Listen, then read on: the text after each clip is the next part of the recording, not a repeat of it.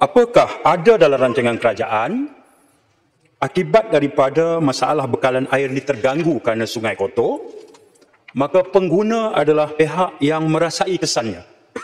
Apakah ada cadangan untuk memasukkan soal pampasan yang ataupun ganti rugi diberikan kepada pengguna?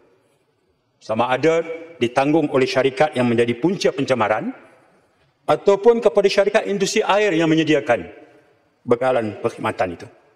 Ya, kerana 90% daripada punca bekalan air bersih kita sungai. Bagi pengguna, mereka tak ada pilihan lain. Air terganggu, mereka terima kesan. Kemudian, pihak yang menyebab punca, kita heret ke mahkamah, benar. Tapi angka yang Muhammad sebut tadi, 1 hingga 5 juta, 6 juta, tak padan dengan derita yang ditanggung oleh pengguna. Apakah ada rancangan untuk memasukkan dalam pindaan itu nanti berupa pampasan atau ganti rugi? Terima kasih. Terima kasih Muhammad Bandar Baru. Silakan Yang Berhormat Menteri.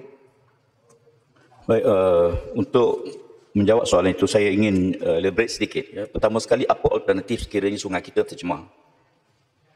Selain pada hukuman yang kepada pesalah, apa yang telah kita buat ialah sama ada kita meningkatkan kapasiti air terawat supaya bila berlaku gangguan pada sumber air, kita masih ada lagi reserve margin yang boleh menampung sekurang-kurang 3 hari. Maknanya kalau tidak ada air baru pun, logik kita masih boleh menampung selama 3 hari dan pengguna tidak terganggu. Satu. Yang kedua ialah TAPS, di mana kita wujudkan satu takungan yang boleh menampung paling tidak pun sekurang-kurangnya dalam masa 2 minggu. Sekiranya air punca air habis, reserve margin kita habis, kita masih ada air alternatif, di mana kita ada satu takungan tap untuk mengambil air supaya pengguna ataupun pengguna tidak terganggu. Yang ketiga ialah apa mekanisme untuk kita pastikan tidak ada pembuangan sampah atau sisa di sepanjang sungai kita. Kita telah sebut bahawa kita bina denai sungai bagi menampung keperluan tersebut. Balik pada persoalan dibangkitkan tadi, apakah kita menyediakan ganti rugi? Untuk makluman hingga akta yang kita jalan ini tidak melibatkan ganti rugi kepada pengguna. Alternatif kita fikir kita nak selesaikan kalau berlaku pencemaran, pengguna tidak terhenti bekalan air. Ataupun kita nak kenakan hukuman kepada agensi ataupun yang terlibat. Saya fikir bahawa kesalahan harus diletakkan hukuman kepada yang melakukan kesalahan.